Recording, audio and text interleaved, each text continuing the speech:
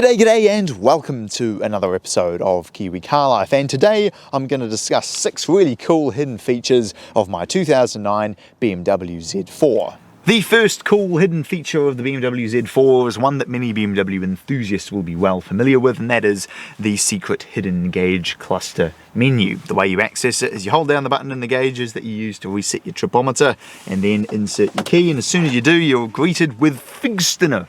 Now, it's been a while since I took German, so I don't know what that means, but thankfully I've put a link in the description which shows you what all of these different menus that I'm going to show you shortly do. First thing you need to know is how to actually use this menu. Essentially, a short press will allow you to change the sub-menu, the second 2 digits that are showing up there, and then a long press till you see 2 little lines pop up, followed by however many short presses you need will allow you to change the main menu.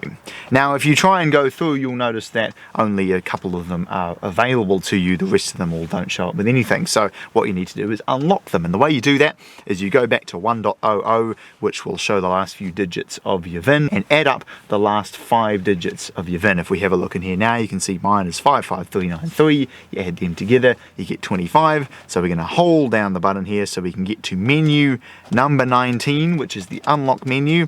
And once we're there, you have to be quite quick, and you'll see lock on. Once it comes up with the code, then you keep pushing it until you get to code 25 or whatever it is for your car, and as soon as you do that, then the lock will turn to off. So what can you actually do with this menu? Well, I'm not going to go through everything because it'll take forever, but essentially the main ones that I think will probably be useful to you is 2.00 is the gauge cluster sweep test. Looks quite cool. If you put it on 2 and then push the button one more time, all your gauges will do a little sweep.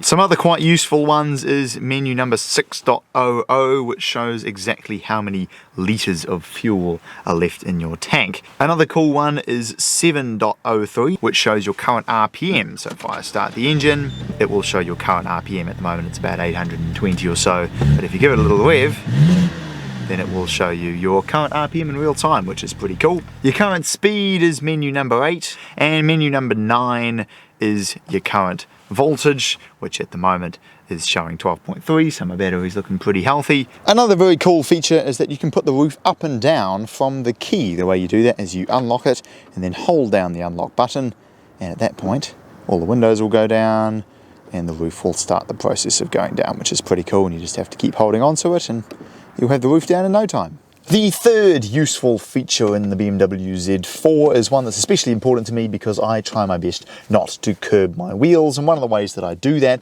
is I put the passenger side mirror down so I can see the rear wheel when I am parallel parking. Did it all the time in my Accord manually with the buttons over here, but in this car I don't have to, because so long as you have the switch set to the driver's side, every time you put it in reverse, the mirror whirs away and goes down so you can see your rear wheel a lot easier. Brilliant.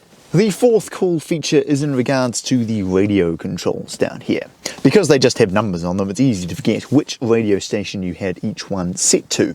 But in the BMW Z4 and many other E90 era BMWs, it's not a problem because they put capacitors in the buttons, so if you hover over them, up the top there, it will show you exactly what station you had each one set to. So you can make your selection, turn up the volume, and listen to beats. Not that beat, that's awful. The sixth cool, somewhat hidden feature is a few of the extra things that you can do in the iDrive system. On top of the radio and auxiliary input and New Zealand navigation and very comprehensive trip computer and reversing camera, you're also able to go into the settings menu and do things like tell it exactly how long you'd like the lights to stay on. You can turn on and off the triple turn signal, so when you give it a tap it will flash 3 times, and you can also turn off the annoying door locking system which locks all the doors as soon as you drive away. That was one of the first things that I did in here. So it's worth playing around in the settings menu of the iDrive system because there's some really good stuff that you can customize in there. Well, there we go. Thanks for watching this episode of Kiwi Car Life. I hope you learned something new, and if you want to see some more Z4 videos, then click on the links popping up right about now, and I'll look forward to seeing you again next time.